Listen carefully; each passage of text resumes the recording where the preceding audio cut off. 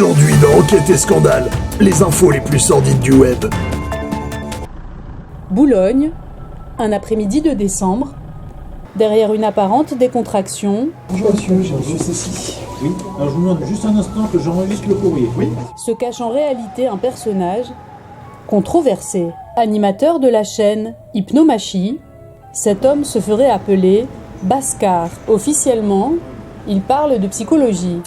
Il s'agissait donc d'agir sur ce que l'on appelle en psychologie les périodes critiques. Les périodes critiques, ce sont des moments dans la construction du cerveau de l'enfant où il est particulièrement disponible, particulièrement éveillé pour mettre en place telle ou telle aptitude. Mais en réalité, sa chaîne sert de plateforme d'influence pour des courants de pensée peu recommandables. Climato-sceptique notoire, il met en avant des figures contestées de la complosphère, des antivax. On a des dossiers très techniques, on est bon, hein. En technique, nous on a lu les AMM, hein. Ces 300 pages, on les a lus, quoi. Et on vous dit juste ce qu'il y a dedans, on vous dit rien d'autre. Hein. Des populistes, Tout va devenir propriété privée. Fuck! des extrémistes religieux, René de Lyon, dans ses œuvres, n'arrête pas d'insister sur le fait qu'il a connu Saint Polycarpe de Smyrne, qui lui-même était disciple de Saint Jean. des pédophiles, antisémites, 1% de la population mondiale est pédophile. Et ce soir, on est 100. Statistiquement, il n'y a que moi. voire pire, Si on n'a pas un monopole, on sera jamais capable des libertariens. de mettre en place un réseau de ces trucs bidimensionnels qu'on appelle des routes. Eh non, il nous faut l'État pour ça. Mais qui mange ses poils, bordel! Salut les amis, Baskar pour Hypnomachie. Aujourd'hui on va parler de Lévinas, d'Ursula von der Leyen et d'un messie autoproclamé de 22 ans. Générique.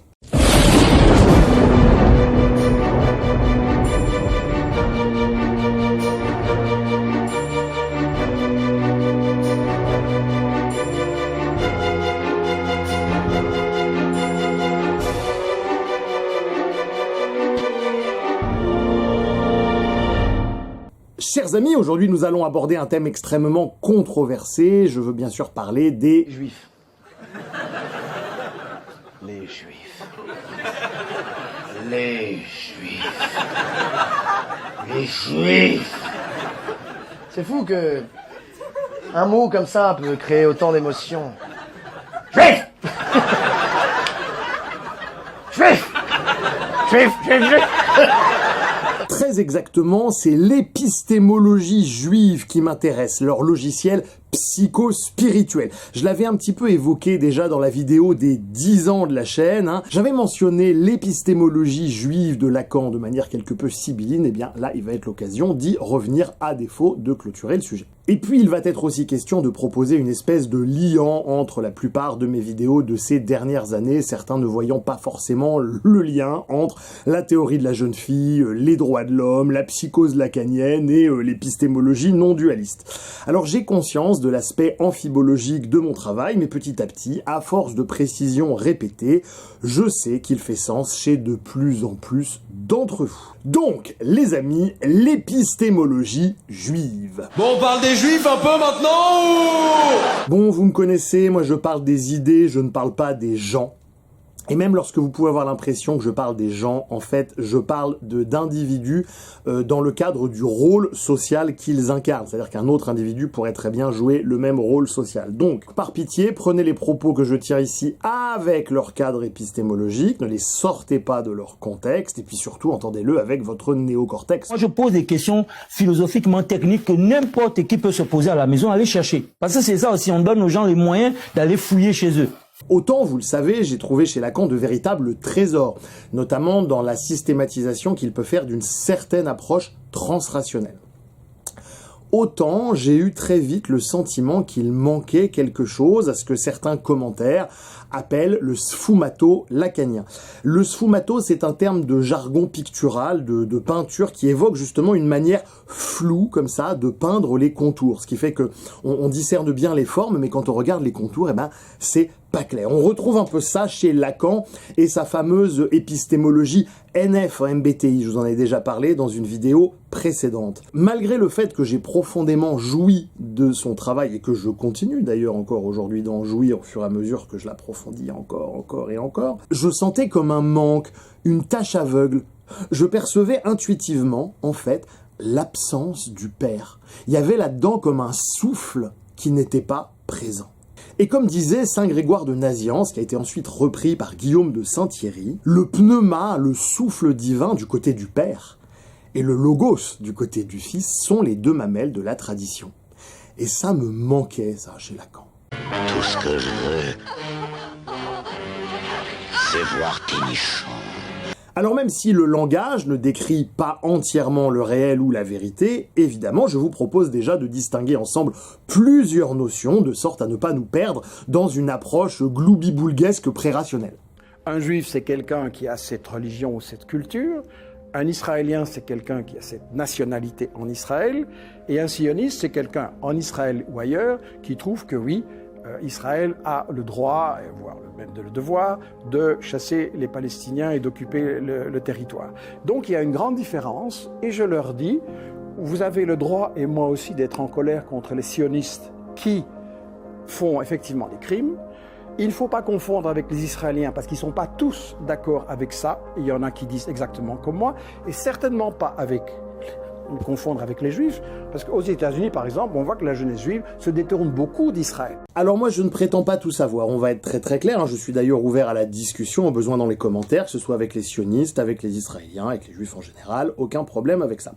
Je me contente ici de vous délivrer de l'information, en espérant vous faire gagner un petit peu de temps dans votre compréhension du monde et des phénomènes décrits.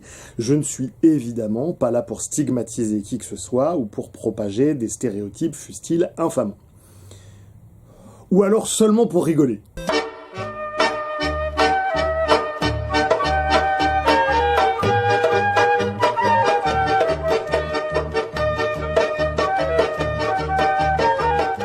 Ce qui m'a le plus choqué, pour ne pas dire attristé, lorsque j'ai commencé à étudier en détail la pensée juive, c'était aussi paradoxal que cela puisse paraître, l'absence de Dieu. C'est ce qu'on appelle la théorie du Tzimtzum. Dieu se retire, il crée un vide à l'intérieur de lui, en se retirant par cet acte de retrait, permettant ainsi la création. Mais, par conséquence, cette création se retrouve être, quelque part, sans Dieu. Ce que Jean-Luc Nancy appelle de l'absent-théisme. Ma foi, sans le vouloir, j'ai l'impression que j'ai fait de l'humour juif. Alors non.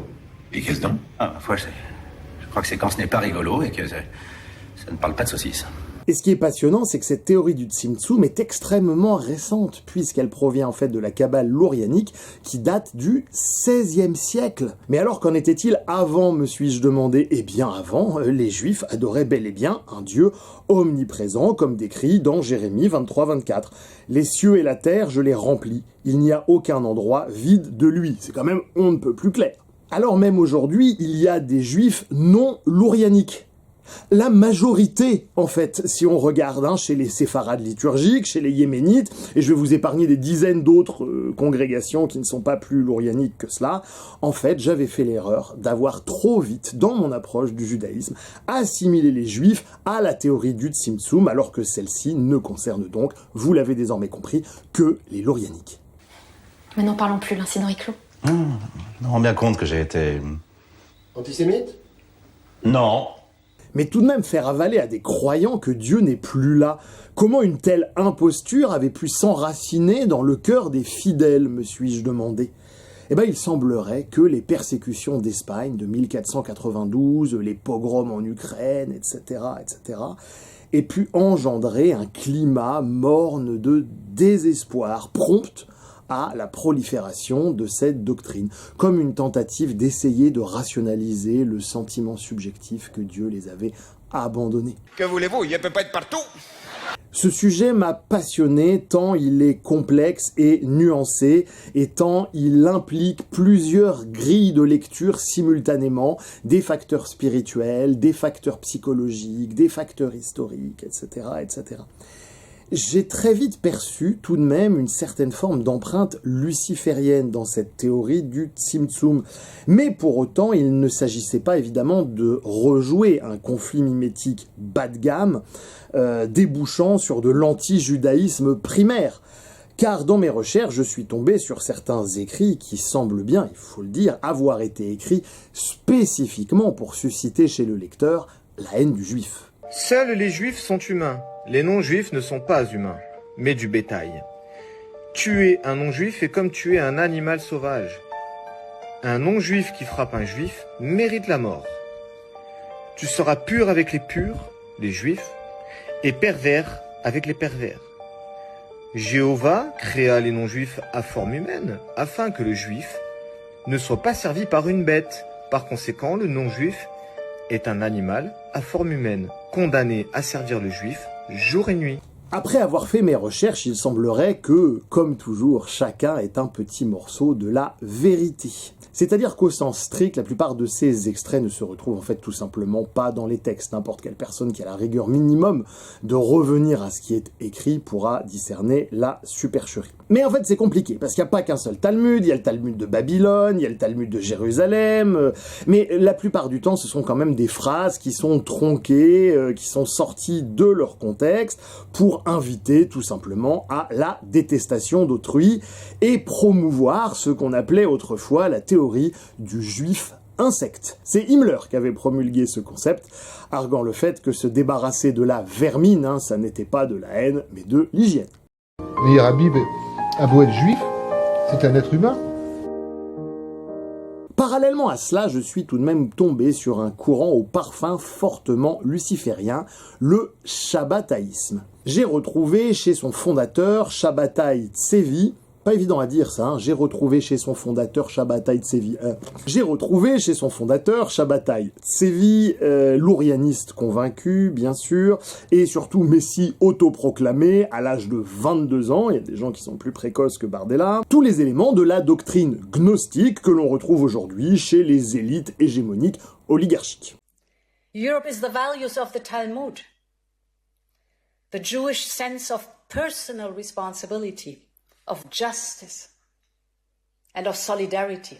Reste à voir, Angela, tout de même, si la solidarité obligatoire et la justice au mépris du droit naturel des individus sont autre chose qu'un délire psychotico-sataniste. Car c'est bien cela dont nous allons parler aujourd'hui dans cette vidéo. Alors plutôt que d'épistémologie juive, il serait probablement plus approprié de parler d'épistémologie shabbataïste, voire même néo-shabbataïste, la majorité des juifs n'étant en fait pas vraiment concernés. Enfin, pas concernés, il faut le dire vite, parce que malgré le fait que les shabbataïstes aient été excommuniés en 1666 par les autorités rabbiniques, beaucoup des idées lucifériennes du Tzimtzum percolèrent encore dans de nombreux cercles juifs, bien évidemment, mais aussi maçonniques, où elles sont légion, la franc-maçonnerie ayant été fondée à peine un demi-siècle après ces événements. On retrouve d'ailleurs dans le 21e degré du rite écossais accepté et rectifié, que ce soit d'ailleurs dans sa version américaine ou européenne, le chevalier prussien, des références claires au noachisme. Noachisme présenté comme la seule véritable, en fait, religion universelle. Le noachisme, ou la loi de Noé, propose un système législatif relativement minimaliste, avec un nombre très restreint de règles, mêlant alternativement droit et morale. 1, 2, 3, 4, 5, 6, 7... Il y en a 7 au total! Pas d'idolâtrie, pas de blasphème, interdiction du meurtre, interdiction sexuelle, dont notamment interdiction de l'inceste, interdiction du vol, interdiction de la cruauté vis-à-vis des animaux, je vous passe les détails, Ma seule et unique passion. et obligation de mettre en place des tribunaux pour faire respecter les lois précédentes.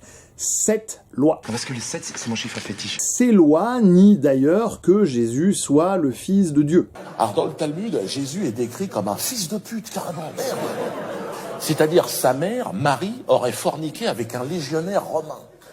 Donc là, on parle quand même de la pute de base, vraiment le fion pourri, la pute de chantier. Et entendez bien que Jésus, ici, c'est un symbole. Je veux dire, je suis pas en train de parler d'histoire, là, de faits historiques avérés.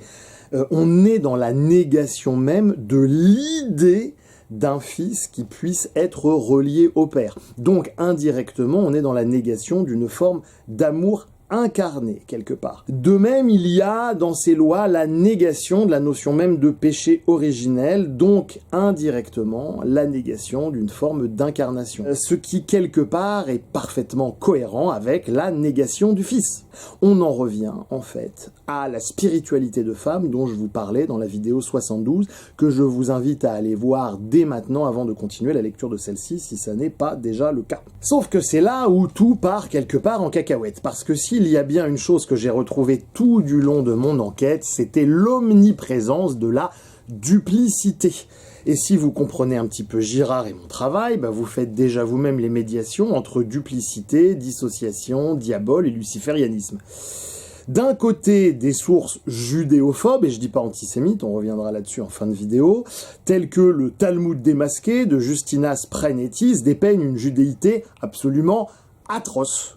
Et de l'autre, on a des principes tels que Gittin 61a, par exemple, qui explique qu'il faut nourrir les pauvres et visiter les malades, même les non-juifs, ce qui semble, au premier abord, totalement charitable, n'est-ce pas? Le pardon est, par exemple, encouragé à condition que les mauvaises actions soient verbalisées, allant parfois jusqu'à l'humiliation publique. Des excuses par terre! Je me contente de poser... 4 par terre des excuses! Rien à foutre de vous!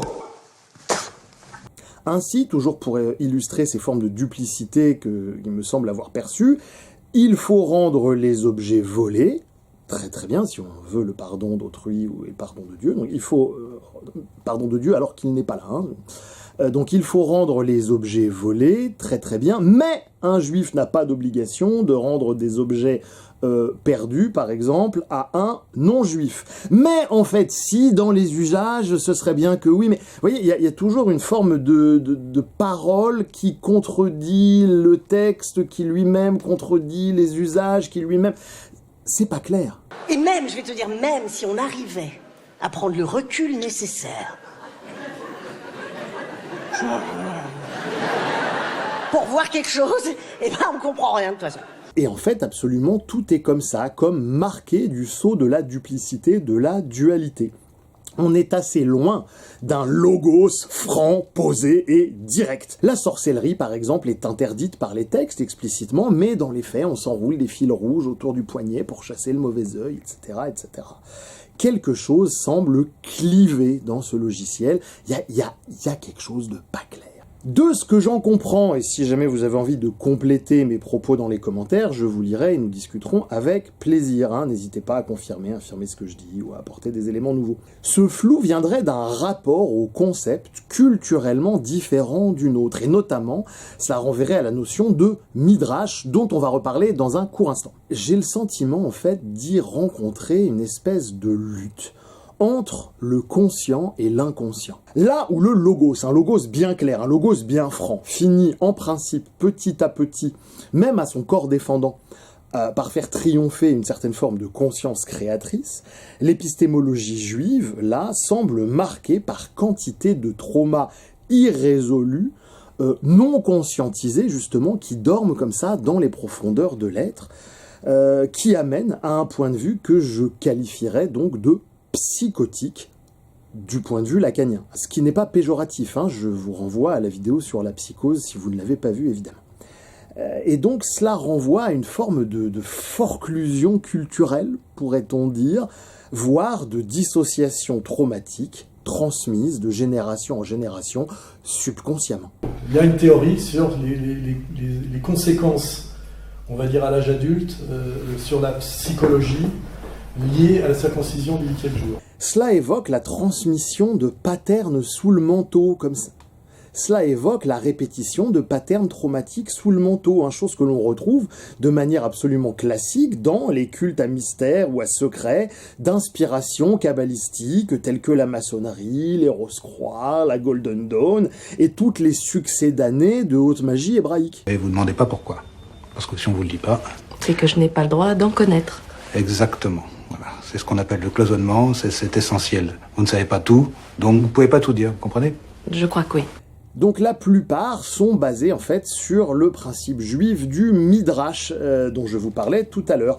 Le midrash, c'est une forme d'herméneutique, pourrait-on dire, impliquant que deux éléments proches ou contigu semblent alors comme liés par un sens particulier, de par le simple constat de cet état de fait. Ce n'était qu'un accident.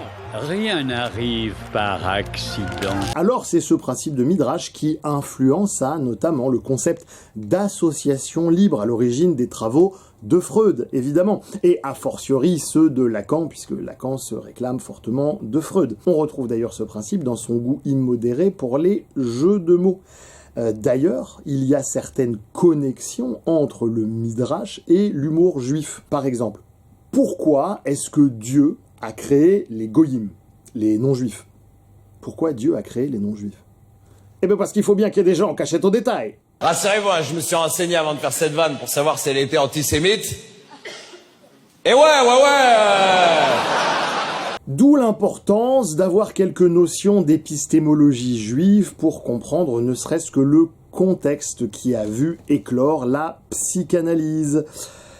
Parce que si je vous parle souvent, il est vrai, des confluences et des connexions entre l'hypnomachie et la psychanalyse, il y a également des divergences de fond, et notamment au niveau de ce Tzimtzum. Lacan n'était d'ailleurs pas loin de me rejoindre, puisque dans son séminaire en 1963 sur les noms du Père, il précise que le nom du Père, c'est Dieu le Père, mais il parle là du Dieu de l'Ancien Testament. Pas du Dieu d'amour que l'on retrouve chez Girard, et qu'on le retrouve aussi d'ailleurs dans la tradition, puisque c'est a priori le même. Et c'est ce qui me donne ce sentiment profond de pas terminer quand j'étudie la pensée juive. J'ai l'impression de voir une stratégie infra-optimale, ni plus ni moins.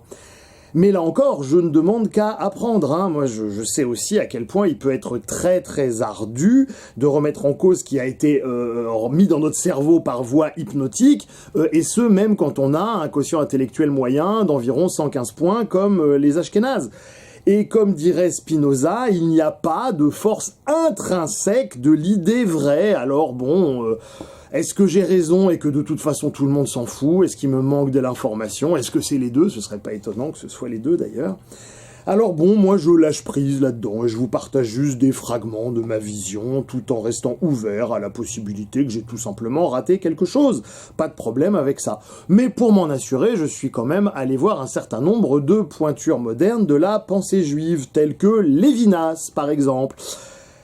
Eh ben, je l'ai trouvé d'une indigence extrêmement décevante.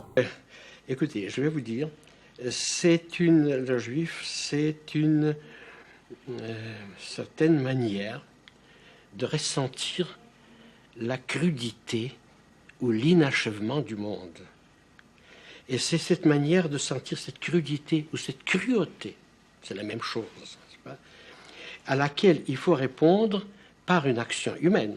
Bah évidemment, si dans ton monde Dieu est parti, tu ne peux plus être en communion. C'est l'enfer sur terre, parce que c'est ça l'enfer, c'est d'être sur terre en étant coupé de la source. Et par conséquent, dans un tel état de délabrement spirituel, il ne te reste qu'à réagir comme un rat de laborie, en cherchant compulsivement à agir pour soulager ta biologie, mais malheureusement depuis un vide de toi, du coup. Et comme ce type d'action, on le sait maintenant, entraîne systématiquement des antithélies, qu'est-ce que tu veux que je te dise, Emmanuel ? De là à dire que les atermoiements séculaires du peuple juif seraient liés à ce schéma... Et par conséquent, transformer cet inachèvement en matière sur laquelle l'humain travaille, chose difficile, et vie qui est une vie d'épreuve, vie qui est un martyr, et je veux dire par là témoignage, et qui, dans la spécificité de cette expérience juive... Et là, pour moi, les amis, on a une totale identification à la douleur, un peu à la manière de ces gens qui sont polytraumatisés et qui finissent par faire de leurs symptômes leur identité. Sauf que l'identification, mes amis, c'est une transe hypnotique, ni plus ni moins. Mais qui est l'expérience de tous les hommes, en fin de compte. Au fond, ma souffrance personnelle, mon épreuve personnelle aux côtés d'un monde trop dur, impitoyable, se transforme, et c'est à cela que ce témoignage ne consiste pas simplement à constater, à raconter.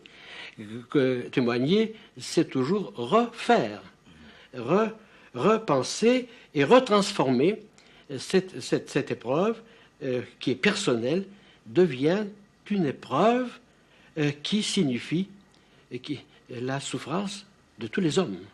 C'est la compréhension pour ce qu'il y a de dur, d'impitoyable dans la vie de tout homme, et qu'est cette expérience par excellence du monde dur, qu'est l'expérience juive. Qu'est-ce que ça signifie, Emmanuel Levinas, le messianisme juif? C'est précisément, je vous dirais ça d'une manière extrêmement simple, c'est la confiance, ça signifie que contre cela, contre le monde dur, il faut lutter et qu'on peut l'améliorer. C'est uniquement une confiance, avant tout une confiance dans l'efficacité de l'initiative humaine. Et là, nous avons ni plus ni moins le cœur du logiciel gnostico-luciférien. Si Dieu et la Providence sont absents, c'est à l'homme, ici en l'occurrence à l'homme juif, de façonner le monde. C'est un rapport au monde de petits démiurges dans un bac à sable, que vous retrouvez d'ailleurs dans la franc-maçonnerie et dans toutes les approches constructivistes modernes, avec leurs conséquences et leurs antitélites. Bis. De l'initiative humaine, et non pas de l'élection divine. Ah, très bonne question du journaliste. Vous savez ce que j'entends par élection, moi, n'est-ce pas? L'homme est responsable de tous les hommes. Psychologiquement parlant, ça, c'est un discours d'enfant parentifié, qui a dû prendre sur lui, sur ses épaules, l'intégralité de la charge du foyer, sinon tout s'écroulait, ce qui laisse le traumatisme qui va avec. C'est un fond incestuel, psychoticogène. Emmanuel, tu n'as pas à prendre sur tes épaules tout ça. C'est beaucoup, beaucoup trop pour le petit enfant à l'intérieur de toi. Mais la conscience de la responsabilité est faite toujours de la certitude que c'est moi qui suis responsable. Si je pense qu'un autre était responsable ou qu'il peut venir à ma place, je n'ai plus l'idée de responsabilité. Et cette conscience que c'est moi et qui suis appelé à résoudre le problème qui se pose, c'est ça que j'appelle élection. Bon, autrement dit, tu es littéralement le centre du monde, hein. C'est un péché manifeste. Pas péché au sens culpabilisant, ah, c'est mal, hein, moi je suis pas là-dedans, mais péché au sens d'une erreur, d'une errance, d'un problème de discernement manifeste. L'élection, c'est la conscience morale tout court. Mais est-ce que ça veut dire que chacun est responsable de tout ce qui se passe dans le monde, y compris de tout le mal qu'il y a dans le monde? Ça, je pense, n'est-ce pas? C'est écrasant, hein. C'est écrasant. Bon, là encore, ça peut être, oui, une œuvre de responsabilité, c'est vrai, c'est l'attitude des grands saints, des bouddhas, etc. Si c'est fait depuis cet espace de plein de soi, on a complètement lâché l'ego, etc., pourquoi pas? Est-ce que c'est le cas ici? J'ai plusieurs indices qui me montrent que non. C'est le fait de s'occuper d'autrui, ah oui, dans sa faiblesse, autrui dans sa faiblesse, si vous voulez, pas pécheur, dans sa faiblesse, n'est-ce pas, dans sa misère, hein? C'est cela qui, autrui est toujours misérable, il est toujours plus fort que moi et plus misérable que moi. Ici, on est dans l'enfer de la comparaison, hélas, alors comparaison en mieux, comparaison en pire, mais comparaison quand même, et cette comparaison, à un endroit, elle bloque la possibilité d'un amour réel. Amour réel au sein duquel cette asymétrie orgueilleuse s'efface. Comme le disent les textes, tu aimeras ton prochain comme toi-même, pas plus, pas moins. Pareil, égalité. Plus fort que moi parce que plus digne que moi. Mon idée principale, c'est qu'autrui passe avant moi. Et d'autre part, c'est aussi ce qu'il y a de plus faible, n'est-ce pas? Ce à l'égard de quoi il faut venir, ce à l'égard de qui il faut venir, n'est-ce pas? Ouais, très très bof. Pour moi, là, tu justifies une espèce de misérabilisme de façade, et je rejoins sur cette question des auteurs comme David Azoni, ou Yoram Azoni également. Le judaïsme moderne, surtout après la Shoah, a transformé la blessure qu'il portait en son sein en une supériorité morale compensatoire Nous souffrons davantage, donc notre éthique est supérieure. Puis vous savez, de vous à moi, c'est peut-être ça aussi qui agace un petit peu les gens.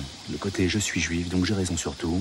C'est un mécanisme de défense psychologique absolument classique visant à donner du sens et à fuir justement l'atrocité d'avoir été victime. Et en fait, on va retrouver cet usage très très fin de la violence dite araignée dans tout ce qui va utiliser cette épistémologie.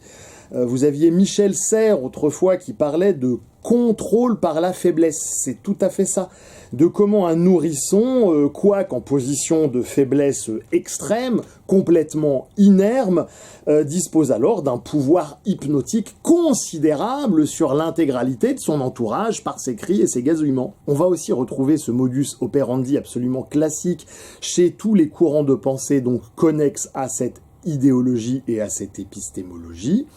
Il s'agit ainsi, au sein de ce que certains ont appelé les lumières sombres de la modernité, de revendiquer haut et fort sa faiblesse de manière adéquate, au point que certaines personnes finissent par s'amputer ou se mutiler volontairement. Pour mes recherches, je suis tombé sur des gens, ils disent « Ah bah j'ai des jambes, vas-y, enlevez-moi les 2 jambes ». Donc de se mutiler volontairement, c'est un véritable sacrifice aux dieux anciens, pour connaître enfin l'ivresse de jouir de cette puissance. Il y a des vidéos sur le net où une femme gifle un homme et puis l'homme remet la gifle.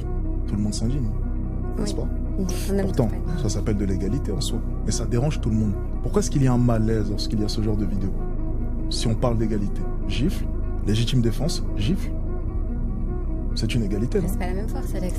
Et donc, au final, on ne peut pas espérer une égalité si on est tant différent à la base. C'est ce que je dis. Oui, l'égalité est impossible. Il y a souvent des femmes qui profitent justement de cette faiblesse pour la transformer en espèce d'une force où on ne peut pas répondre. Exactement. Elles veulent les avantages sans les inconvénients. Le droit de pouvoir te gifler, mais ce seront les premières à crier lorsque tu remettras la gifle en prétendant « Je suis une femme, comment oses-tu toucher une femme ?» Voilà, c'est ça. C'est les problèmes. C'est un vrai débat, ça. C'est les avantages sans les inconvénients. Ça n'existe pas. C'est vrai. C'est une forme de perversion, l'inversion totale du flux de la vie. Aucun être humain non hypnotisé n'a envie de se couper les jambes, c'est une évidence. Il faut avoir créé autour un climat extrêmement délétère pour le vivant pour qu'un humain en arrive à ce type d'extrémité. C'est une perversion totale donc que l'on va retrouver dans le wokisme, le féminisme moderne et toutes les idéologies dérivées, allègrement financées par des fondations qui utilisent d'ailleurs la même épistémologie, Soros, Rothschild et compagnie. Ça n'est ni plus ni moins qu'un acte magique moderne, contrairement à ce qu'on veut nous faire croire, la magie n'a pas du tout disparu de notre monde, il suffit d'avoir quelques notions anthropologiques pour s'en convaincre. Je rappelle d'ailleurs, pour ceux qui ne suivent pas dans le fond, que le concept même de bouc émissaire que je détaille autant sur la chaîne provient directement de l'ancienne magie juive, où on sacrifiait 2 boucs, un bouc à Dieu et l'autre bouc était envoyé dans le désert à l'attention d'Azazel. Le principe a simplement été amélioré et raffiné à coup d'ingénierie sociale. Autre temps, même procédé, l'expérience en sus. Mais finissons-en avec Lévinas, voulez-vous? Que le spirituel se révèle au monde de 2 manières essentielles, et que ça lui est essentiel. Ce n'est pas du tout par hasard, ce n'est pas parce qu'on ne s'entend pas, parce qu'il y a 2 faces, n'est-ce pas, dans la réalité spirituelle, et que c'est précisément judaïsme et christianisme qui le sont, et que chacun se suffit. L'islam, visiblement, c'est l'ennemi, on n'en parlera même pas, il ne sera même pas abordé durant tout l'entretien. Et penser d'une manière plus particulière, les Juifs sont près du Père, mais ils ont oublié le monde.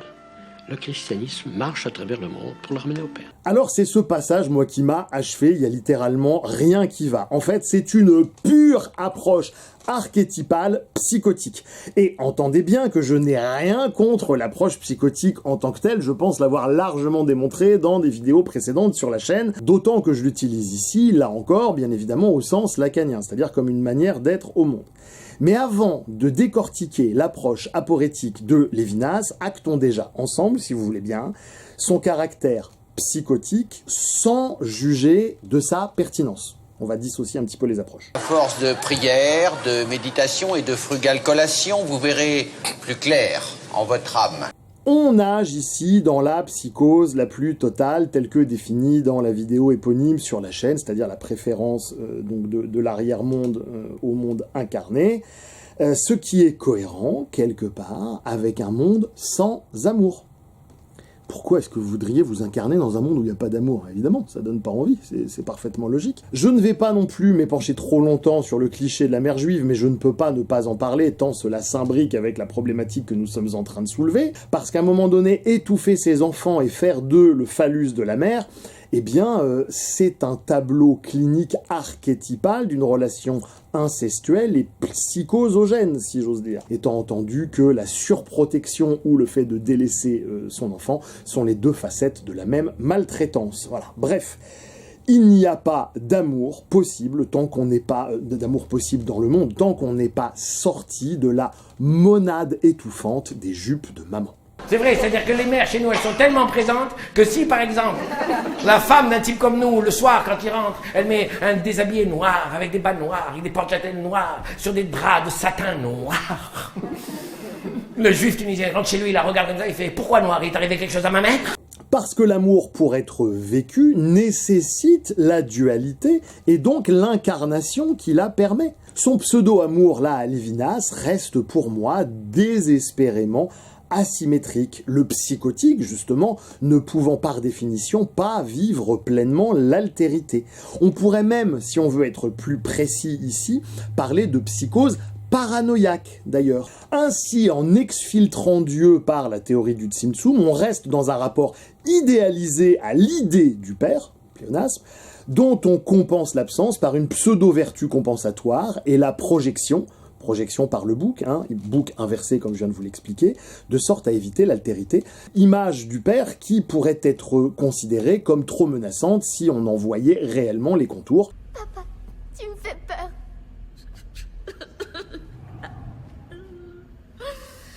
Papa, tu me fais peur.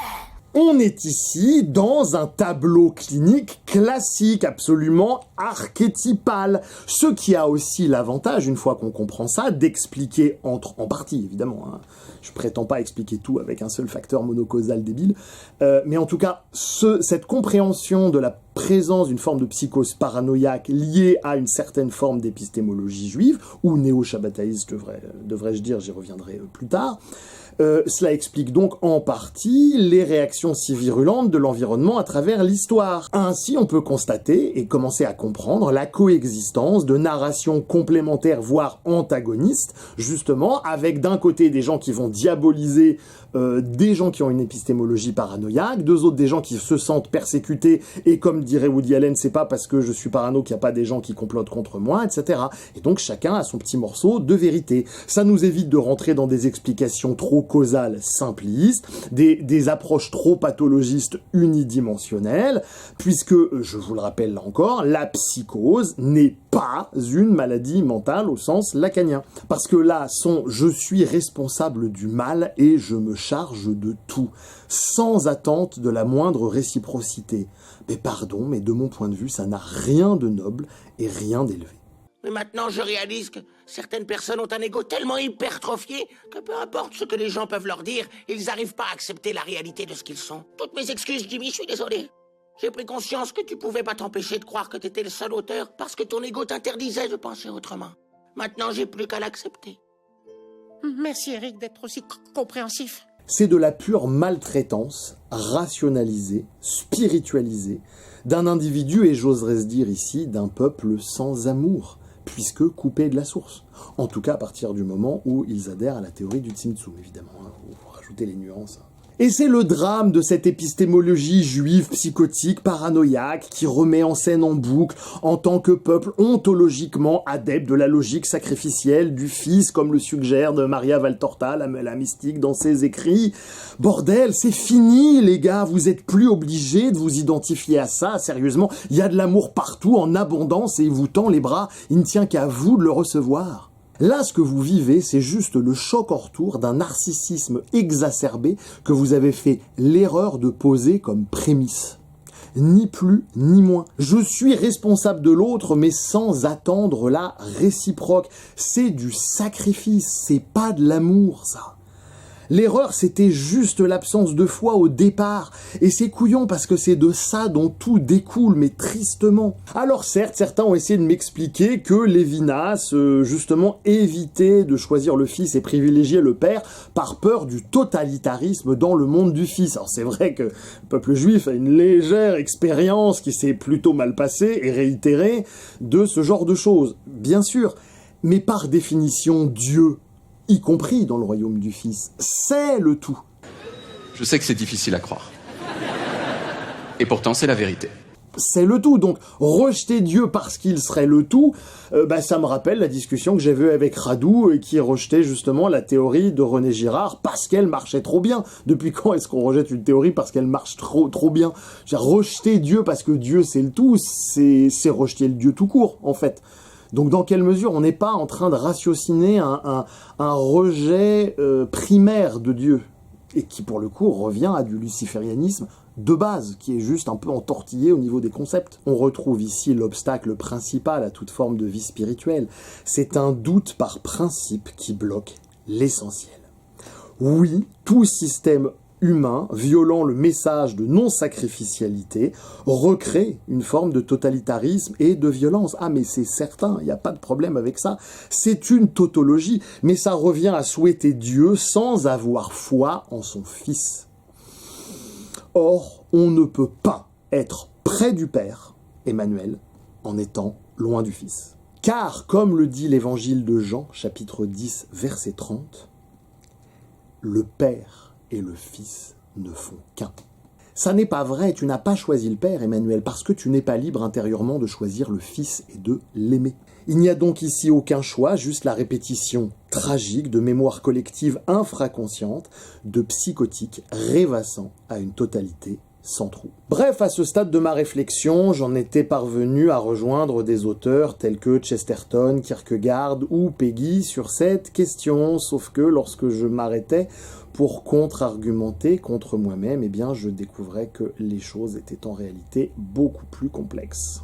On trouve la Mishnah suivante, la Mishnah 10, Shemaya dit « Aime l'ouvrage, est HAIS, est la fonction dirigeante, et ne cherche pas à approcher du pouvoir. » Donc quand c'est répété 2 fois en l'espace d'une dizaine de pages, c'est que ça fait doctrine quand même. Encore et toujours ce double discours, cette duplicité. On haït la fonction dirigeante, mais qui est au pouvoir dans la plupart des domaines, les amis? Donc, où on a définitivement un clivage absolument terrible, une forme de duplicité consommée, ou alors on a une espèce d'élite juive, du coup je mets aussi des guillemets à juif là-dessus, donc on a une espèce d'élite juive qui ne suit pas ses propres principes et qui serait coupée de la base.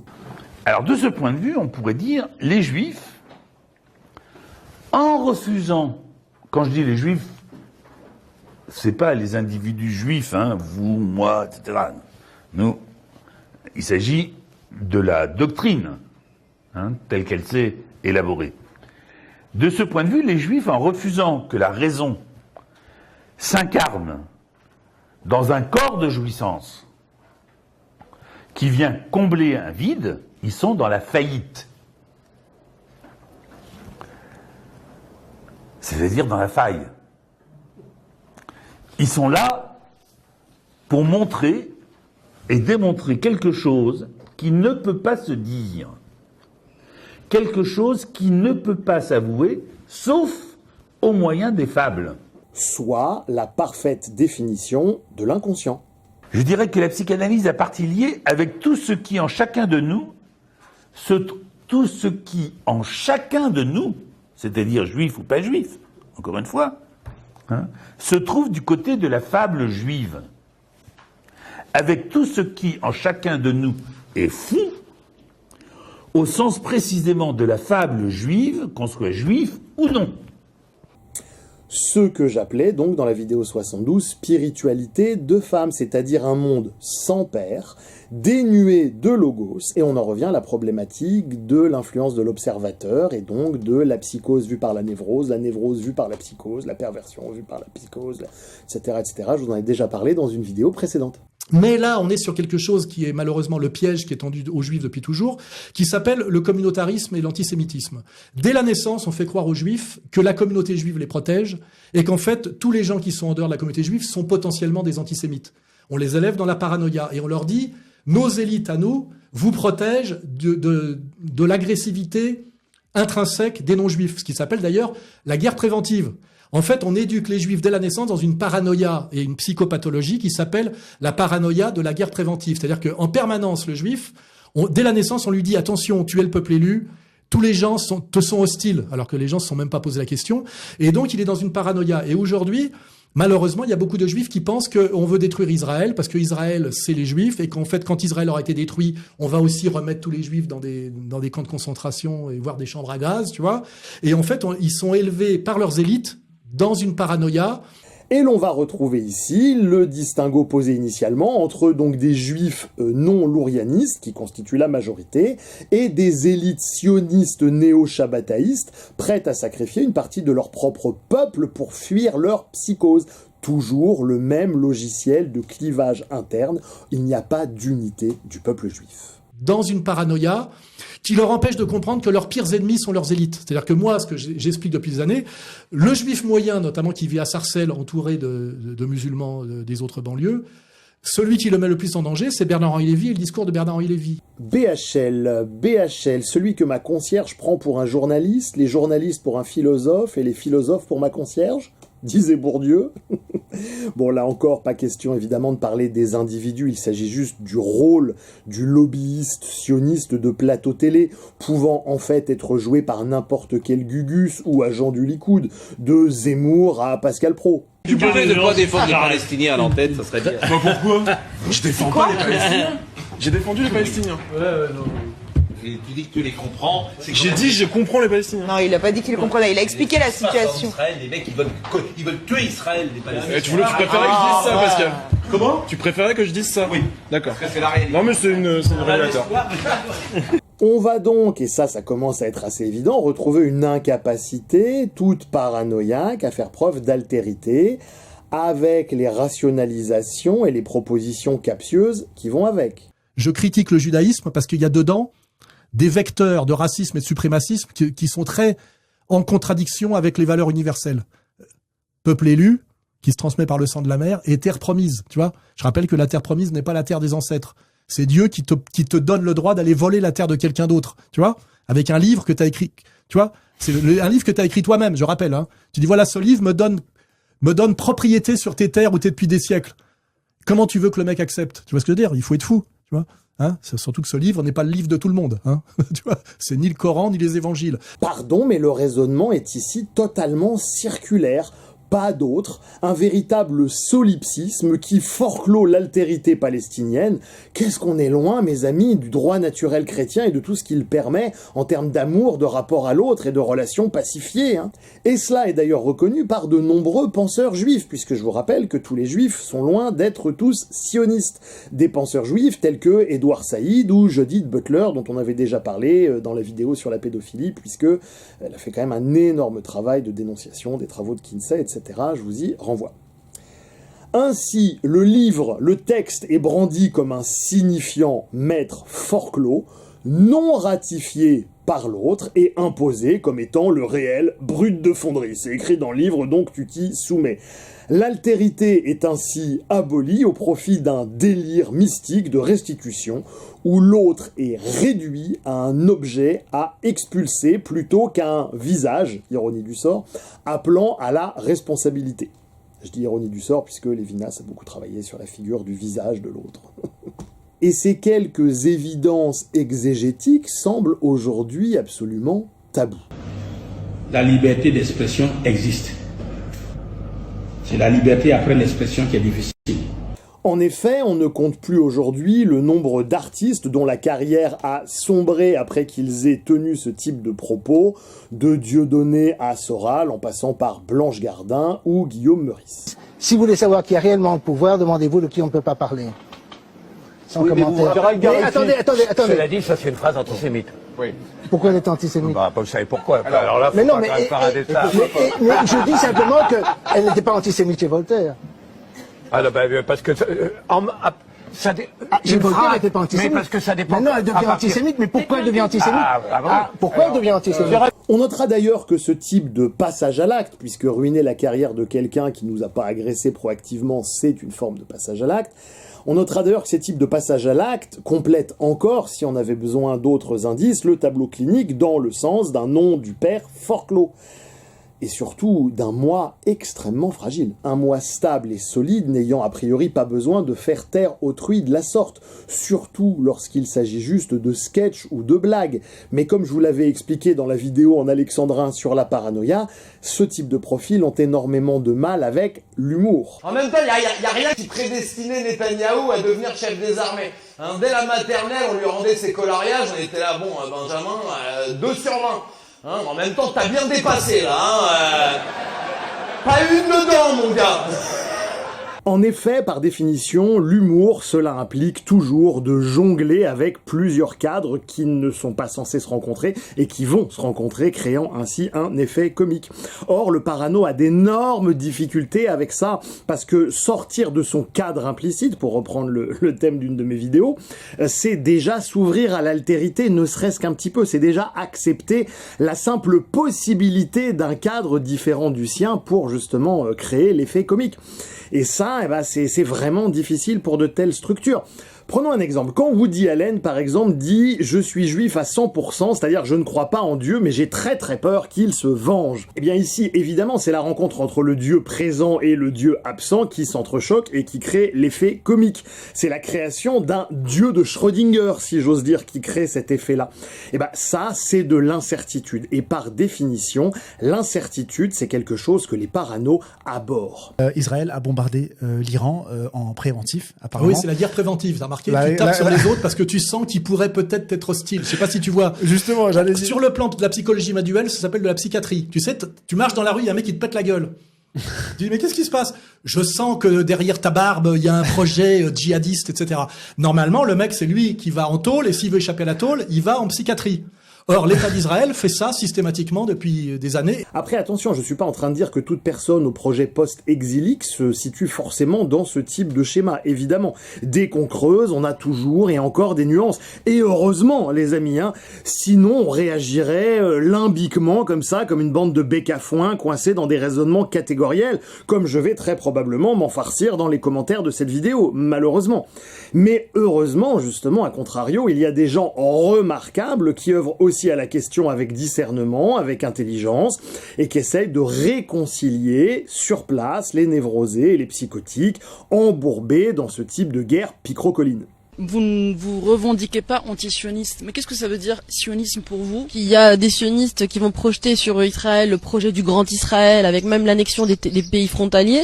Et il y en a d'autres pour qui c'est vraiment l'idée d'avoir un foyer national juif, qui vont pas forcément embrasser la dimension coloniale ou l'idée de sacrifier les peuples palestiniens. Donc moi, qui suis-je pour dire à des gens qui ont un passif d'extermination de plusieurs millions de personnes de leur communauté, leur dire, bah non, vous n'êtes pas légitime ou audible pour revendiquer la création d'un foyer national dans lequel vous seriez protégé en tant que juif parce que historiquement vous avez été persécuté. Qui suis-je pour leur dire non à ça? Je suis personne. Par contre, je vais dénoncer le sacrifice qui est demandé au peuple palestinien pour que ce foyer national juif existe. Et il est là le sujet. C'est-à-dire qu'on ne s'oppose pas fondamentalement à l'idée d'avoir un foyer national juif. Ce à quoi on s'oppose, c'est le fait qu'on sacrifie un autre peuple pour que ce foyer national juif existe. Mais je dois bien admettre que certains discours sur cette question sentent tellement le conflit mimétique, l'inversion accusatoire et le vide de soi que cela continue de me fasciner. Israel is God. Mon papa imaginaire a le phallus. You fight with Israel, you are fighting with the most powerful authority of the universe. Comme il a le phallus, alors c'est lui le plus fort, je suis en sécurité. Do I need to say it clearer? If you don't accept it, You are in the face of a certain destruction. Je n'ai aucune espèce de maman intérieure. God said, take earth, go wherever you want, do whatever you want. You'll be responsible for your actions. Je n'ai en fait rien qui me contienne, qui contienne ma toute-puissance. Donc en fait, le papa que je croyais avoir, en fait, ça n'en est pas un. Donc je me suis fait arnaquer. Hein. CF, la vidéo 72, là encore. But this small part of the land belongs to me. And the earth is vast. And it's all the same. But here, this is mine. J'ai un fétiche, mais je ne sais pas jouir sans. And they choose to come for this small piece of land. Everywhere else is not enough. D'un côté, je dis c'est pareil partout, mais de l'autre, je dis moi, je le veux ici, donc c'est bien que c'est pas pareil partout. Hein. En fait, mon logos pour toi ne s'applique pas à moi. Bref, mon papa intérieur est en carton. They have hundreds of countries. And they have the same potential.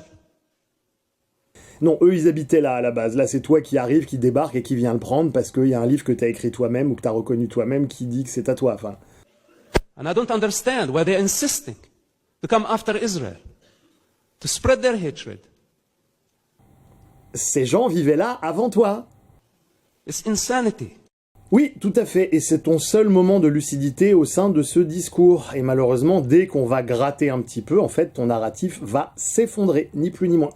Moins on a de connaissances, plus on a de convictions.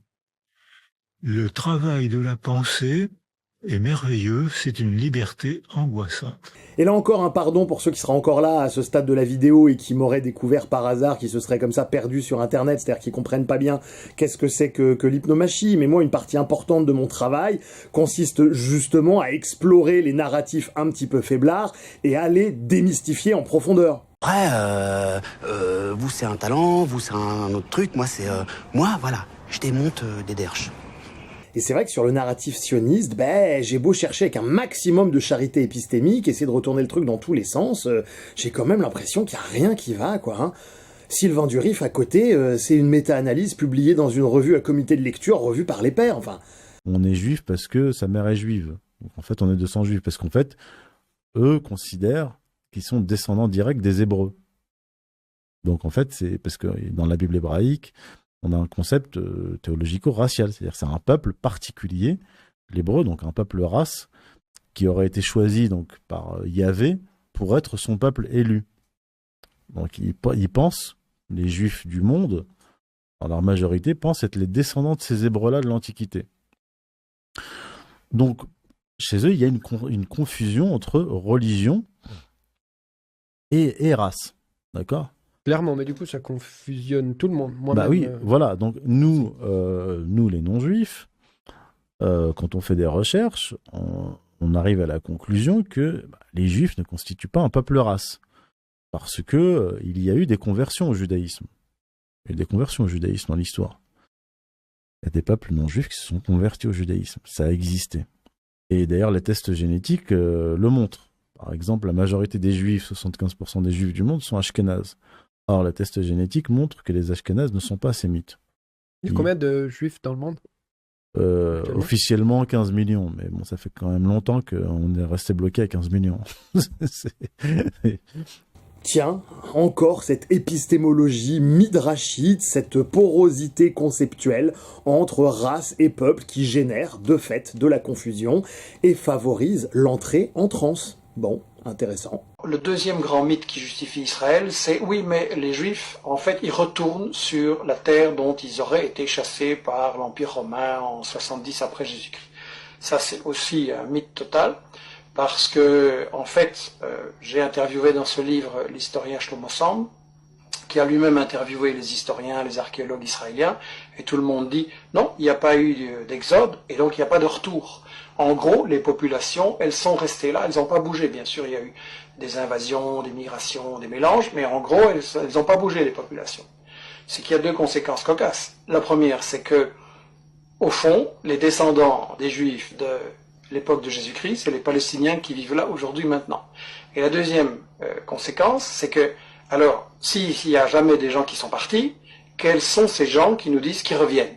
En fait, ce sont des convertis, des Européens de l'Est, de l'Ouest, des Maghrébins, qui se sont, à différents moments, pour différentes raisons, convertis à la religion juive. Et en fait, comme dit Shlomo Sand, le peuple juif, ça n'existe tout simplement pas. Il n'y a pas d'histoire commune, il n'y a pas de langue commune, il n'y a pas de culture commune, il y a juste une religion. Mais une religion, c'est pas un peuple. On ne parle pas de peuple chrétien, de peuple musulman, et donc pas de peuple juif non plus. Là encore, en faisant mes recherches, je suis tombé sur ce qu'on appelle la théorie des Khazars, qui est souvent présentée, je cite, comme une théorie historique ou pseudo-historique. Donc la théorie des Khazars, elle dit que les juifs ashkénazes seraient donc les descendants des Khazars, un peuple juif semi-nomade, et donc ne seraient pas réellement les descendants des Hébreux. Et vas-y que je te colle l'étiquette controversée sur cette théorie, sur tel ou tel auteur. Moi, je déteste quand des gens font ça. J'ai vraiment l'impression qu'ils essaient de m'orienter hypnotiquement, de penser à ma place. Moi, je m'en fiche des connotations émotionnelles que l'on va poser sur tel ou tel principe. Je veux les arguments, je veux pouvoir articuler et penser la chose par moi-même. Bon, alors qu'est-ce que disent les tests ADN ? Eh bien, les tests ADN semblent en effet mettre cruellement à mal cette théorie. Ils montrent que les juifs ashkénazes se sont largement hybridés avec des Italiens du Sud, avec des Libanais, avec des Druzes et avec quantité d'autres peuplades autochtones, au point que le mythe de base s'effondre. Parce qu'ils vont même jusqu'à essayer de chercher le gène juif. C'est quand même curieux, comme gène juif. C'est les Israéliens qui développent ça. Puisqu'en fait, ils veulent se justifier leur présence en Israël. Parce que pour eux, ils ont quitté Israël, la Terre Sainte, il y a 2000 ans, et ils reviennent chez eux. Alors, si on leur montre, et c'est montré par les études génétiques et historiques, que, en fait, les Israéliens aujourd'hui sont les descendants de non-juifs convertis au judaïsme, en fait, tout s'effondre. Le concept de peuple race s'effondre, le projet sioniste s'effondre, tout s'effondre avec. C'est pour ça qu'ils n'aiment pas qu'on leur dise ça. Mais en disant cela, on dit, eh bien, on n'accepte pas le concept de peuple race. Donc pour nous, vous n'êtes pas une race. Donc on ne peut pas être antisémite. À la limite, on peut être critique du judaïsme ou anti-juif si pour nous le judaïsme est une religion qu'on peut critiquer, comme des gens sont anti-musulmans ou anti-chrétiens. Quand on dit anti-musulman, anti-chrétien, ça pose pas de problème. Et si on dit anti-juif, là, on dit ah ben non, on n'a pas le droit. Donc vraiment, pardon, mais ça sent la pré-rationalité à tout va. Dès qu'on gratte et qu'on met ça de rationalité dans le shaker, eh ben il y a tout qui s'effondre. Il y a rien qui va. Et je ne parle même pas de l'usage inapproprié et généralisé du terme bâillon d'antisémite, dont l'usage est très souvent tout aussi pré-rationnel et hypnotique que le reste. Donc normalement, il n'y a pas de problème. Mais eux ont fait une OPA en plus sur le sémitisme. Parce que non seulement ils ont accepté cette racialisation du terme, mais en plus de ça, les autres ne sont plus sémites. Ils n'ont même plus le droit d'être sémites. Les Arabes ne sont plus sémites. Alors que les Hébreux dans l'Antiquité faisaient partie d'un groupe de peuples, enfin de plusieurs peuples sémites. Les Amoréens, les Amorites, les Arabes, etc. Des Sémites, au même titre que les Hébreux. Mais aujourd'hui, les Palestiniens, d'autres tests génétiques montrent que les Palestiniens ont le même code génétique que les Hébreux de l'Antiquité et les Cananéens. Donc en fait, les descendants des Hébreux sont en Palestine, ce sont les Palestiniens. Donc vous l'avez compris, et pardon pour ceux que ça choquera, mais j'ai beau tourner la chose dans tous les sens, je ne vois rien d'autre qu'une espèce d'énorme délire psychotique, ni plus ni moins, ça en a absolument toutes les caractéristiques. Il faut les encourager à partir. Il est temps de rentrer à la maison et d'accomplir ce que notre Torah dit. Vous conquérerez ainsi le pays et vous vous y établirez. C'est à nous depuis toujours. Itamar Ben-Gvir, le dirigeant de forces juives, vient des cercles kahanistes très extrémistes. Et le mouvement de Kahan n'a en fait qu'un seul vrai agenda, qui est le racisme contre les Arabes. Il croit dans le transfert des Arabes hors d'Israël. Une expulsion de masse. C'est ce qui domine la pensée kahaniste. Meir Kahane a fondé à la fin des années 60 à New York la Ligue de défense juive, une organisation qui prône l'usage de la violence pour lutter contre l'antisémitisme. Après avoir été arrêté par le FBI pour détention illégale d'armes, de munitions et d'explosifs, Meir Kahane s'exile en Israël en 1971. Il y fonde son parti politique, le CAR. En 1984, il est élu à la Knesset, le Parlement, où il porte sa principale revendication, l'expulsion de tous les citoyens arabes d'Israël. Moi, je vois ici une transhypnotique d'identification, de la peur et de la violence non assumée comme telle, un besoin urgent de voir un psychiatre, en fait. Les raisonnements sont bons, c'est vrai, mais la prémisse, elle, est fausse. Et ça, c'est encore un signe pathognomonique de la paranoïa. Et actuellement, je vous apprends rien, nous assistons donc à des coalitions de pouvoir et d'intérêts allant dans le sens d'un contrôle mondial permettant de finir le job à Gaza. Et là, ils vont enfin dire la promesse, ils vont donner un petit bout de la Palestine aux Juifs. Sauf que la Palestine, c'est pas à nous, c'est aux Palestiniens. Et les Palestiniens, ça fait partie des peuples arabes sur lesquels on chie depuis 50 ans. Du coup, la nouvelle, elle n'est pas facile à annoncer. Alors, ils vont couper la poire en deux, ils vont en gros, à la louche, donner 50% du territoire aux Juifs, et ils vont laisser 50% du territoire aux Palestiniens. Sauf que dans la partie qui donne aux Juifs, il y a 40% de l'industrie palestinienne et 80% des terres cultivables. Du coup, les Palestiniens font un petit peu la gueule. Mais on n'a plus que du sable et des cailloux. Oui, eh ben, allez faire du quad. Allez, on y va. Les Juifs, ils sont contents, ils ont enfin un pays, parce que par contre, ils ont pris dans la gueule. Hein. Ça, c'est vrai. Hein. Tu sais que moi, naïvement, je pensais qu'ils n'avaient été exterminés qu'en Allemagne. C'est pas vrai. Hein. Avant, c'était en Russie. Avant, de toute façon, l'histoire de ce peuple, c'est juste fuir d'autres peuples qui veulent les exterminer. Je te jure, ce n'est que ça. Si t'es antisémite, fais prof d'histoire, tu vas kiffer. C'est que ça, toutes les pages. Ah, Juifs. Toutes les pages. Donc ils arrivent en Palestine, ils sont contents. Oh, qu'elles sont jolies, les filles de mon pays. Si vous ne chantez pas, vous êtes antisémite. Je relance la carrière d'Enrico Macias. Donc là, les Juifs, ils arrivent en Palestine, dans leur nouvelle maison, qui sont en fait les anciennes maisons des Palestiniens. Et de temps en temps, les Palestiniens, ils sont pas partis, alors ils font un petit peu la gueule, tu vois, ils arrivent. Mais il y a encore des ralalas dedans. Monsieur l'Occident, il y a plein de ralala. Il faut partir, c'est à nous maintenant. Ah là là, ils sont nombreux, il fait chaud, ils se sont reproduits. Monsieur l'Occident, il faut leur dire de partir. Il faut partir. Ah là là, ils ont fait du couscous, il va falloir aérer pendant des semaines. Il faut qu'ils partent. Allez, s'il vous plaît, partez, les ralala. Mais ils me jettent des cailloux. Ils me jettent des cailloux. Monsieur l'Occident, les ralala, ils me jettent des cailloux. Ah bon?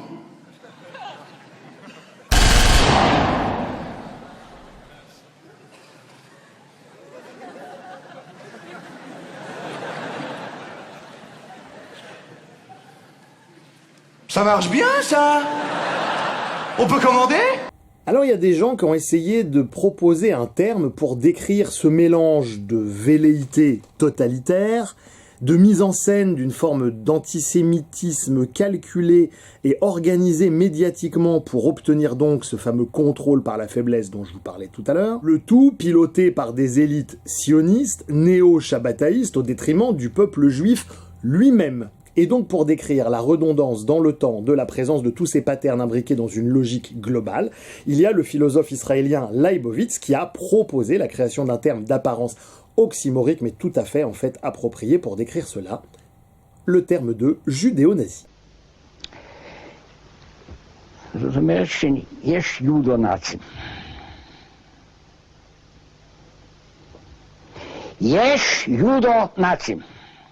Bon, j'ose espérer que vous commencez à voir la notion d'arnaque en termes de logos, en tout cas, et pour moi, ça pose vraiment la question des conditions de possibilité de la fraternité lorsque l'on a des pairs et des logiciels spirituels aussi différents. Eh bien, qu'on soit juif psychanalyste ou pas juif psychanalyste, hein, la question se pose de savoir comment on accède à la raison chrétienne. C'est-à-dire, pourquoi les Juifs sont fous? C'est ça, accéder à la raison chrétienne. Et voilà comment Pierre Legendre commence à répondre à cette question, à mon avis, en tout point centrale. La psychanalyse est-elle chrétiennement concevable? Lacan dira, les chrétiens ne sont pas analysables. Hein. Alors quand Lacan dit ça, il ne parle pas évidemment d'individus qui vont à la messe une fois par mois après avoir battu leur femme, hein, évidemment. Il est ici question d'individus profondément construits intérieurement par le logiciel traditionnel, mûris dans la saumure catholique, dit-il. Et en effet, c'est ce que constate toute personne qui intègre profondément, pas théoriquement, pas symboliquement, pas imaginairement, mais en pratique le message chrétien non sacrificiel. Et il semblerait bien que lorsqu'on le laisse pénétrer profondément en nous, cela semble agir comme une espèce de totem d'immunité vis-à-vis des névroses en tout genre. Ah! Cela rejoint en tout cas ce qu'enseigne depuis des siècles la tradition. Ceci étant, ça n'invalide nullement le fait qu'énormément de chrétiens le sont depuis un espace intérieur de vide, un espace parfaitement obsessionnel et donc totalement névrosé. On est là encore sur ce distinguo que j'avais déjà posé dans une vidéo précédente entre christianisme et chrétienté, entre le doigt et la lune, entre les habitus et le fond de l'enseignement. Et clairement, de ce point de vue, la chrétienté en tant qu'emballage culturello-folklorique ne m'intéresse en fait que bien peu. Christophe Barbier, que quelqu'un qui dirait je suis judéophobe, il pourrait le dire sans être taxé d'être antisémite. Tout dépend ce qu'on met derrière. Quand on dit judéophobe, il est évident que c'est détester les juifs. Donc ça, c'est interdit. L'islamophobie, c'est quoi? C'est le droit au blasphème, c'est le droit de critiquer une religion. On peut être dans la phobie d'une religion, ne pas l'aimer. Et c'est là où autant je peux dire ça sans problème du christianisme, autant l'entourloupe de la notion de peuple-race, nous l'avons vu, relève en réalité beaucoup plus du mythos que d'un logos solide. Et c'est ce mythos qui justifierait là-bas le passage à l'acte. Ah, j'ai du mal. J'ai vraiment du mal. On a des gens qui sont sur une religion qui est fondée sur deux piliers, qui s'appellent le peuple élu et la terre promise. Le peuple élu, c'est un mensonge, puisqu'il n'y a qu'eux qui ont voté. Et la terre promise, ce n'est pas la terre des ancêtres. C'est-à-dire que le peuple élu est un mensonge qui légitime la terre promise, c'est-à-dire un vol. C'est-à-dire que c'est une religion qui est fondée sur deux piliers, un mensonge qui légitime un vol, tu vois. Donc ce sont essentiellement et structurellement des agresseurs. Ce sont des agresseurs. Quand j'arrive devant toi et je dis, voilà, je suis le peuple élu, ma terre t'est promise, je suis en train de te dire que je vais te la mettre. Tu vois ce que je veux dire? T'es pas censé accepter en disant, ah bon, si c'est Dieu qui l'a dit, excuse-moi, tu veux ma femme, tu veux ma chaise. Enfin, tu vois, c'est ça la réalité fondamentale, tu vois. Et ça s'appelle la réalité palestinienne. Mais entendez-moi bien, mon but ici, là encore, c'est pas de me prononcer pour ou contre dans un conflit mimétique débile. Je veux dire, l'étatisme palestinien est tout aussi débile. Mais il me semble que j'ai déjà largement torpillé l'étatisme en général sur la chaîne, que ce soit la possibilité même d'une démocratie, et puis l'utilitarisme, le planisme, enfin vraiment toutes ces notions qui font que l'étatisme ne tient pas debout.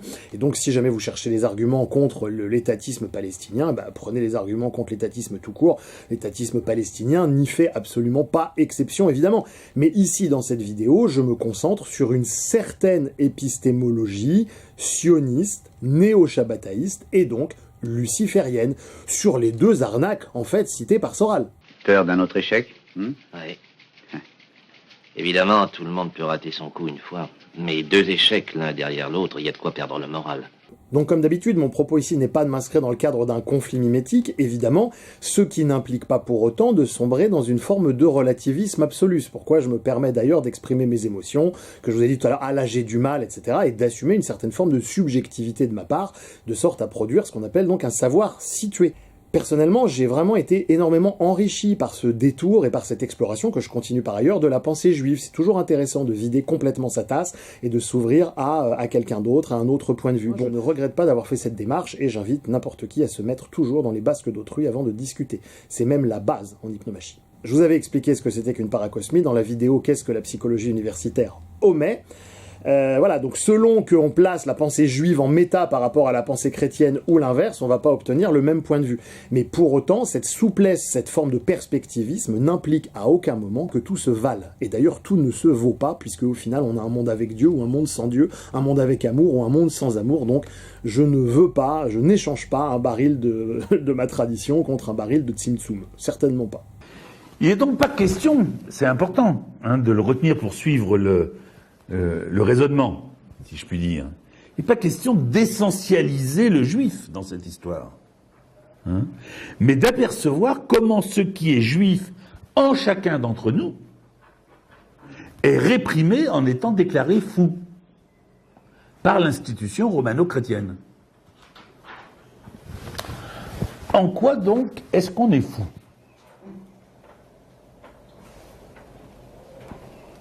Il ne se passe pas de semaine sans que je me pose la question. Et je vous assure que ce n'est pas une coquetterie. Et les juifs, de façon plus visible que les non-juifs. Eh bien, en ceci, au moins, que nous réfutons, en notre fort intérieur, comme on le dit, la part de nous-mêmes qui nous est interdite, que nous réfutons l'idée que le pouvoir, alors c'est un peu complexe à saisir, mais ça vaut le coup d'y arrêter 2 secondes, nous réfutons l'idée que le pouvoir s'exercerait au nom du principe de raison. Réfléchissez 2 secondes avec moi. Nous pensons, et l'agitation politique actuelle va dans ce sens, hein, nous pensons que ceux qui ont le pouvoir l'exercent au nom du principe de raison. D'ailleurs, il suffit de les écouter. C'est moi qui ai raison. C'est à prendre à la lettre. Mélenchon, il a raison. Il dit, à peu de choses près, la même chose que Marine Le Pen, mais il a raison. Et ceux qui sont au pouvoir, ils exercent au nom de la raison contre les extrêmes qui sont déraisonnables. Hein ? Donc, nous avons cette idée dans la tête. Même si on n'y fait pas référence toutes les 30 secondes. Mais nous identifions la raison et le pouvoir.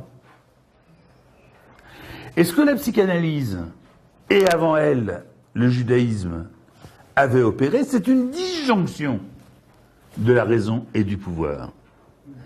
On trouve par exemple, ça, le gendre ne le mentionne pas, mais on trouve par exemple dans la Mishnah, chapitre 2, Mishnah 3, dans la Mishnah du Pirkei Avot dont je vous parlais tout à l'heure, très tôt donc dans le traité, on trouve la formulation suivante. Prenez garde, ça a été écrit donc il y a pas loin de 2000 ans. Prenez garde aux gouvernants, car rien ne les rapproche des hommes, sinon leur propre intérêt. Ils apparaissent comme des amis tant qu'il y va de leur gain.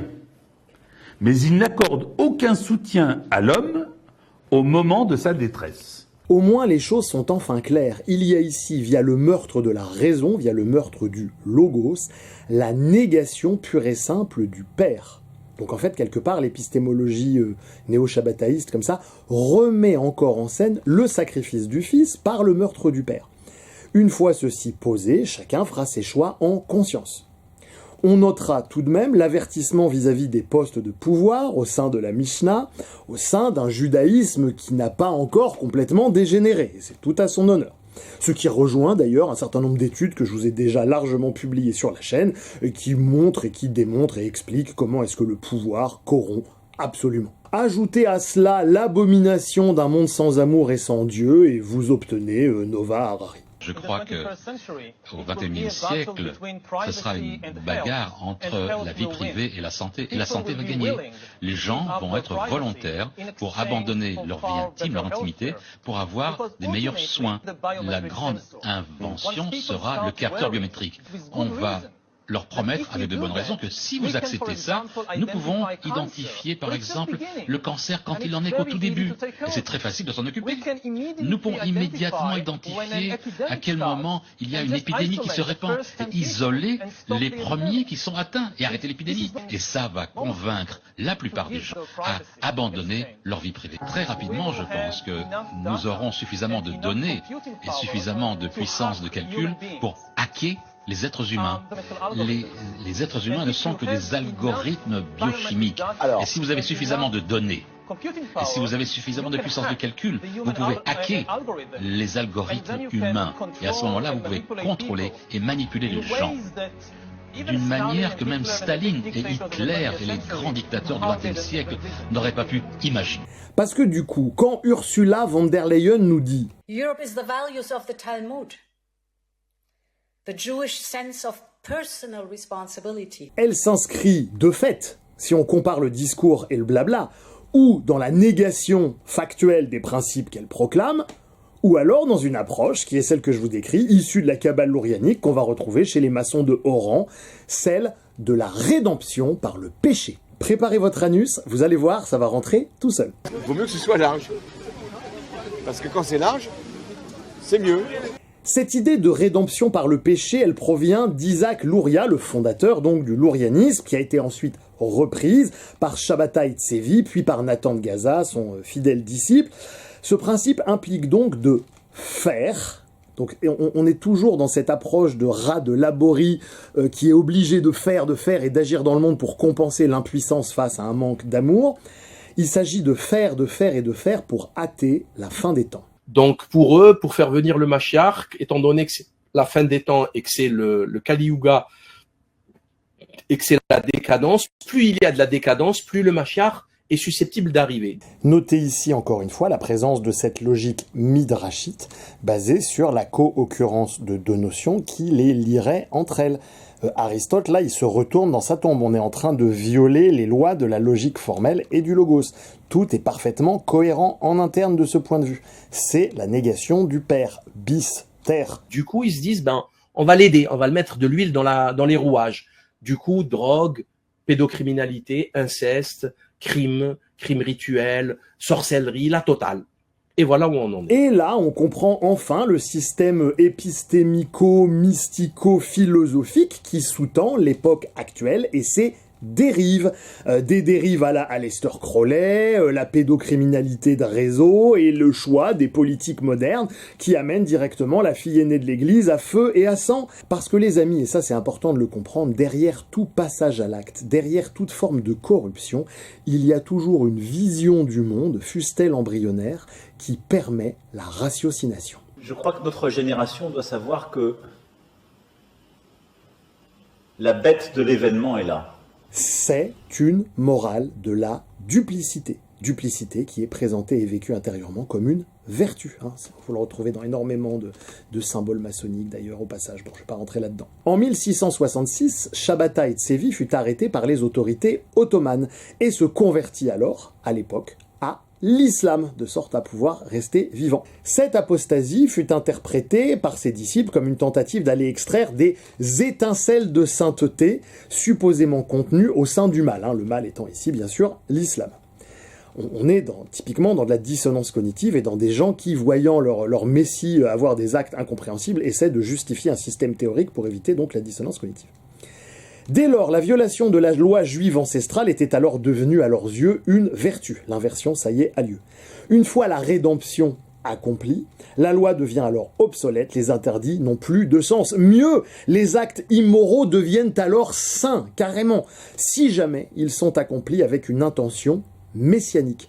C'est la négation de tout surmoi. On notera comment cette inversion procède d'une forme archétypale de perversion et de luciférianisme. On cherche activement la fin des temps pour ne pas avoir à vivre le trou du présent. On brise les règles de la matière pour fuir l'incarnation dans une pseudo-spiritualité compensatoire. Alors après l'apostasie de Tzvi, le shabbataïsme se fragmenta, inaugurant une longue lignée de pratiques basées sur la duplicité. Les Dönme, par exemple, en Turquie, s'ingèrent l'islam tout en conservant en secret certaines pratiques juives. Ils sont encore plus de 20 000 actuellement. Au XVIIIe siècle, c'est Jacob Frank, un juif polonais qui se considérera comme le successeur de Tzvi. Il organisait à l'époque des orgies rituelles, des actes incestueux, le tout supporté par la vision du monde adéquate que je vous ai décrit. En 1759, Franck et ses adeptes se convertirent au catholicisme, mais tout en conservant leurs pratiques occultes. On continue avec des pratiques chrétiennes apparentes, mais un occultisme juif sous le manteau. Ça vous rappelle rien? Ils infiltrèrent petit à petit la noblesse, gagnant en influence. Alors évidemment, toute isomorphie avec la situation actuelle, avec l'infiltration du pouvoir par le néo-shabbataïsme d'une élite fortement dépravée et en plein de symboles plus ou moins maçonniques, et bien évidemment totalement fortuits. On est usurier de mère en fils depuis 5000 ans. Mais c'est pas de... Non, rigole pas, c'est pas de l'usure de... Si c'est de l'usure d'enculé, c'est de l'usure propre, de l'usure du cœur. L'usure solidaire, on est de gauche, t'as compris? Voilà. C'est-à-dire, écoute-moi.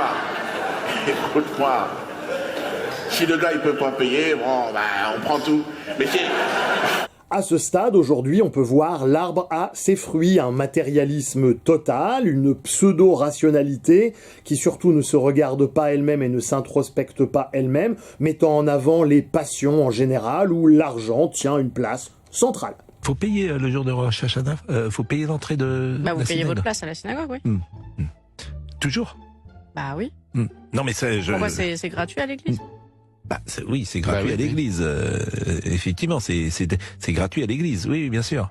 C'est-à-dire Non, le jour. Non, c'est pas le cinéma. Oui, j'entends, mais le jour de Rosh Hashanah, on met une pièce dans le panier ou un billet, mais ça c'est autre chose. La quête est non, mais vous avez voilà. des prix qui sont différents. Par exemple, si vous êtes au fond, c'est pas le même prix qu'au premier rang. Ou alors on peut aussi se contenter d'observer, ne pas juger, ce qui n'implique pas, attention, de ne pas discerner. Trop souvent, le non-jugement sert de paravent à une espèce de culte d'un indifférencié gnostique sans père. Tolérant mais pas stupide, c'est pas parce que vous tolérez quelque chose que vous l'approuvez obligatoirement. Tolérer veut dire qu'on fait l'effort de supporter. Vous tolérez un enfant qui hurle à côté de vous dans l'autobus, ou vous tolérez un mauvais rhume. Mais ça vous fout les boules quand même, nom de Dieu de bordel de merde! Pour tout vous dire, plonger ainsi dans ce néo-shabbataïsme m'a beaucoup touché lorsque j'ai pris le temps de vraiment m'y connecter avec le cœur, de sortir simplement d'une approche intellectuelle et d'essayer de me mettre réellement à la place de ces gens. J'ai ressenti la même détresse lorsque j'ai fait ça que celle du psychotique qui est face à un monde de névrosés qu'il ne comprend simplement pas. La même sidération de celui dont le nom du père a été forclos face à un autre être humain qui, lui, en dispose. Nous sommes identiques. Si le mal est en moi, il est en toi aussi. Tu refuses d'admettre la vérité, mais un jour, tu finiras bien par succomber aux forces des ténèbres. Le monde doit être gouverné par la force. Ceux qui la possèdent sont appelés à devenir les maîtres de l'univers. Si les dieux m'ont conféré ces pouvoirs, pourquoi ne pas les utiliser? Sans cesse, je te rappellerai la fascination du mal, et je parviendrai à inoculer en toi le poison de l'ambition. Vas-tu te taire, maudit? Eh bien, Pinès, si on m'avait dit que les Chevaliers du Zodiaque contiendraient en eux-mêmes les secrets de la dialectique girardo-lacanienne, je les aurais regardés avec beaucoup plus d'attention. C'est vrai que la manière la plus efficace de cacher les plus grands secrets, c'est justement de les montrer aux yeux de tous. À l'instar de ce fameux « ce qui est en haut et comme ce qui est en bas » de la table d'émeraude, qui nous renseignait déjà sur les accointances entre la haute magie et les enfers. Parce que l'essentiel se place justement au milieu, au niveau du cœur, entre les deux. C'est le cœur qui est la voie et la porte vers l'essentiel. Il n'y a pas de muscle plus puissant que le cœur de l'homme. Et le zizi alors? À la télé, j'ai vu un type soulever un pot de peinture avec son zizi. Oui. Bon, allez, là, il va falloir qu'on s'arrête là. Cette vidéo est vraiment beaucoup trop longue. Ça me fait plaisir de faire un gros cadeau de Noël, évidemment, mais là, ça va finir par être indigeste. Donc, je vous ferai probablement une autre vidéo sur peut-être comment est-ce que les Juifs voient la pensée chrétienne, histoire justement d'apprendre à sortir un petit peu de sa propre chapelle, ne serait-ce qu'un instant, pour faire... parce qu'on l'apprécie mieux toujours après quand on revient. N'hésitez pas d'ailleurs dans les commentaires à me dire si ce type de vidéo vous ferait plaisir. Vous pouvez aussi poser vos questions ou apporter des compléments d'information. Le tout, bien sûr, avec respect, s'il vous plaît. Voilà. Donc j'ai vraiment dû élaguer, parce que sinon la vidéo, elle aurait fait 4 heures. Il y a je sais pas combien de rushs que j'ai pas pu mettre. C'est vraiment dommage. Il y en avait, c'était vraiment tentant. Hein. Ah bah d'ailleurs, je résiste pas. Ah. C'est parti pour la finale olympique de comptage de billets. Regardez la vitesse, on dirait des imprimantes humaines. Le prêtre catholique est bien lancé. Le moine bouddhiste d'une sérénité incroyable. Mais attention au rythme de l'israélien Yoav Cohen en kippah bleu. Et puis il y en avait, je me disais, ils sont géniaux, mais qu'est-ce que vous voulez que je fasse de ça, par exemple?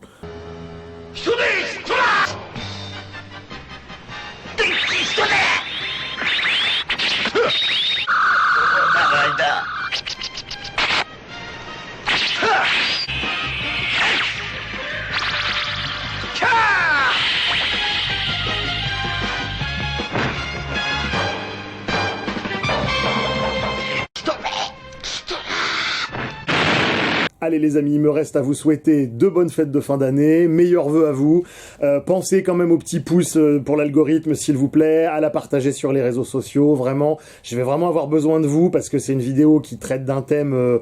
vraiment qui pue la merde, hein, il faut bien le dire. Je pense que je vais quand même tenter de la sortir sur YouTube. De toute façon, ça va dépendre. Si vous la voyez sur YouTube, c'est que ça passe. Parce que je pense que j'appelle à la haine de personne, au contraire, et que j'ai un propos qui est extrêmement mesuré, argumenté. Enfin bref, il y a bien pire sur YouTube, donc normalement, je vois pas pourquoi j'aurais des problèmes avec ça. Mais c'est vrai que en la réalisant, j'ai senti la pression de certains lobbies pour aborder certains sujets. Et bon, mais Bref, je vais m'inscrire donc dans cette longue lignée de gens qui ont un petit peu de couilles et qui vont s'en servir pour simplement assumer leurs propos, et d'autant que je n'ai pas à en rougir, puisque, comme je vous l'ai dit, nous ne sommes pas dans un conflit mimétique, je parle des idées et pas des personnes. Donc toute personne avec un cerveau, et donc comme normalement les Ashkénazes ont 115 points de QI en moyenne, ça devrait bien se passer. Voilà. Au passage, si jamais il y a des juifs, et notamment des sionistes, qui ont envie d'écrire dans les commentaires pour me donner des compléments d'information, vraiment, je vous lirai avec plaisir, et dialoguons, mes amis, dialoguons. Je vous retrouve évidemment sur la page Facebook Hypnomachie, vous pouvez aussi me suivre sur X, vous avez tout dans les commentaires, comme d'habitude, et vous avez également le site hypnomachie.com avec les conseils de lecture. Quant à moi, je vous retrouve le mois prochain, et je vous laisse en musique. Salut Internet!